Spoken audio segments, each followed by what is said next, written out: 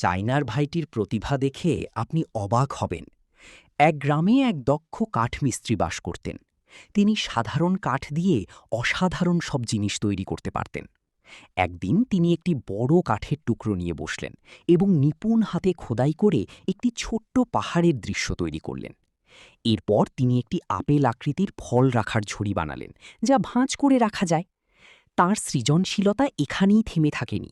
তিনি মানুষের হাতের আদলে একটি শৈল্পিক কাঠের শোপিস এবং বাঁশের তৈরি একটি কাপ সেট তৈরি করলেন, যা দিয়ে অনায়াসেই চা বা জল পান করা যায়।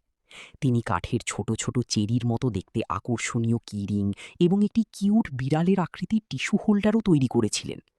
সবশেষে তিনি একটি ছোট্ট দোলনা চেয়ার তৈরি করলেন, যা স্মার্টফোন রাখার স্ট্যান্ড হিসেবে ব্যবহার করা যায়। গ্রামবাসীরা তাঁর এই জাদুকরী হাতের কাজ দেখে মুগ্ধ হয়ে যেতেন। তারা বুঝলেন যে সৃজনশীলতা এবং পরিশ্রমের মাধ্যমে সাধারণ কাঠকেও অসাধারণ শিল্পকর্মে রূপান্তর করা সম্ভব।